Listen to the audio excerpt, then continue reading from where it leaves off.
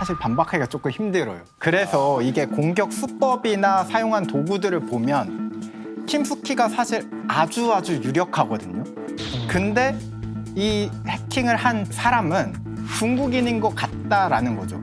그래서 이거 두 가지로 이제 갈리고 있는데 저는 이 두 가지가 모두 다 맞을 수 있는 교묘한 방법이 있다고 생각을 합니다. 섞어서. 이 북한의 해커 김숙희 조직에서 중국인 용병을 단기 계약을 한 겁니다. 알바. 그래서 이제 중국인 사무실에서 일을 한 거죠.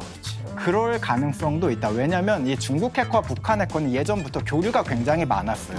사용하고 있는 해킹 도구라든가 악성 코드들도 많이 교류를 하기 때문에 거기에서 중국 언어가 있는 악성 코드 가이드가 있다고 해서 주석이 있다고 해서 단순히 중국인이다라고 이야기하기 쉽지 않은 게 중국이 북한에게 굉장히 많은 인프라를 제공하기도 하거든요. 아시다시피 이제 북한 내에서는 해킹을 못 해요. IP가 북한으로 찍히면 안 되잖아요. 그렇죠. 그래서 외국 나가서 이제 해킹을 해야 되는데 북한 입장에서 봤을 때 가장 만만한 게 러시아랑 중국인데 러시아에서 해킹하면 딱 보이잖아요. 동양인이니까. 근데 중국 가면 입만 딱 닫으면 중국인인지 북한인지 몰라요. 아시다시피 심양 있잖아요. 선양은 제2의 북한이라고 할 정도로 보이부 깔려 있고 보이부가 운영하는 호텔도 있었고 이제 그 북한 초상 휘장 있잖아요. 이거 달고 다니는 사람도 많아요. 심양에는요. 그러니까 거기서 이제 해킹을 할 가능성이 많은데 저는 이게 포인트라고 생각해요. 비트코인이요. 비트코인을 갖고 있으면 아무 의미가 없어요. 이거. 그렇죠. 현찰화를 시켜야 되거든요. 결국은 팔아야 되잖아. 누군가 환전을 해줘야 돼요, 현찰로. 그걸 누가 해주냐? 아니, 북한이 해킹한 걸 뻔히 아는데 영국이 해주겠어요? 프랑스가 해주겠어요? 그래, 이거. 중국밖에 없어요. 그러니까 중국 내에서 해킹을 하고 중국 환전상이든 어떤 그 은행이든지 이걸 환전해 준 다음에 우리 n분의 1로 나누자. 맞아요. 그 대신 우리도 사무실도 제공해주고 우리도 모른 척 할 테니까. 그렇죠. 그 대신에 너희들 뭐 기술력 필요하냐? 그럼 중국 해커들 알바 좀 붙여줄게. 단 우리가 이번 한 거만큼 너희들 그 비트코인 n분의 1로 나누자. 했을 가능성도 있다 이거죠.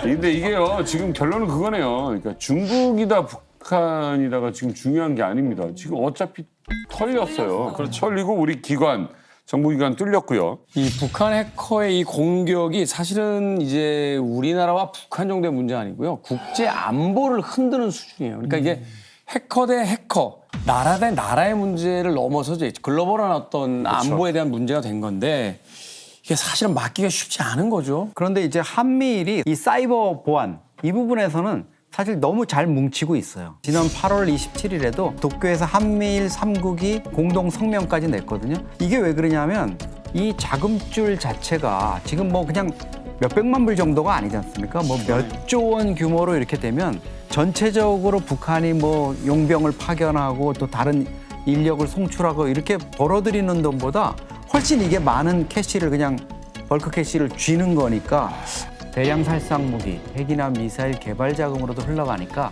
이걸 차단해야 되겠다. 이거는 단순한 해킹의 문제가 아니라 그러네요. 한미일이 공동으로 대응해야 될 안보 문제다. 이렇게 지금 의기투합이 되고 있습니다. 대북 제재 해봤자 소용없는 거잖아요. 그렇죠. 이게 몇 조가 이거는 지금. 뭐 대북 제재라는 게 결국은 자금줄을 재는 게 핵심이었는데 그거 할 필요가 없어진 거죠. 이제 북한이 이렇게 가성비가 갑인 원가가 거의 안 들어가잖아요.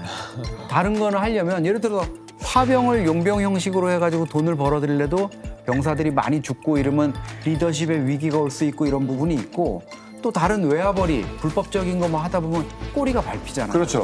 근데 이거는 아주 완전 범죄로 또 어마어마한 캐시를 벌어들일 수 있는. 1년에 또 평양에서 한 300명씩 계속 만들어가지고 또 인력은 또 계속 수급이 가능하고요. 영재는 계속 계속 컴퓨터 만들어지는 영재들은 거예요. 계속 양성돼서 현업에 투입이 되는 거예요. 능력자들은 더 많을 테고 지금 계속 또 경험이 쌓일 테고. 자, 각종 AI 기술로 이제 위장 취업을 하는 북한 해커들인데 아무리 보안 기술이 뛰어나다 하더라도 그 보안 기술을 뛰어넘는 또 다른 또 해킹 기술들을 보여주고 있습니다. 그렇다면 이 북한의 해커 부대를 근본적으로 좀 막기 위한 그런 방법이 있다면 뭐가 있을까요? 저희가 귀찮더라도 정말 지켜야 되는 습관들이 있거든요. 뭐 2차 인증을 한다거나 아니면 의심되는 프로그램을 다운로드 받고 실행하는 것 자체. 이게 나는 절대 안 해. 라고 생각하시겠지만 아마 은연중에 하실 수도 있어요. 어떤 프로그램을 무료 다운로드. 나 이거 돈 쓰고 하고 싶지 않은데 이런 걸 가지고 찾다 보면은 해킹 당할 가능성이 크거든요. 그래서 그러한 사소한 습관만 지키셔도 해킹 당할 가능성을 현저하게 줄일 수 있다라고 이야기를 드리고 싶어요.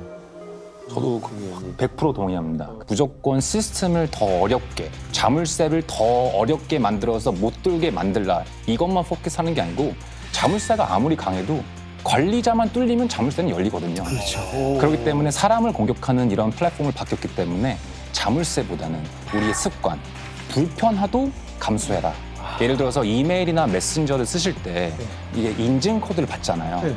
로그인을 하면은 전화를 오건 뭐 메시지가 오건 내가 나라는 거를 인증해야 된단 말이에요. 근데 이게 좀 번거스럽고 귀찮아요. 아니 이거 내가 맨날 하고 있는데 또 해야 돼? 다시 또 보내야 돼? 이렇지만 하지만 말씀하신 것처럼 저희가 습관 이런 패턴을 바꿔줘야지 항상 이런 루틴을 바꿔줘야지 이런 시스템도 저희가 더 보안을 위해서 더 지킬 수 있다고 좀 봅니다.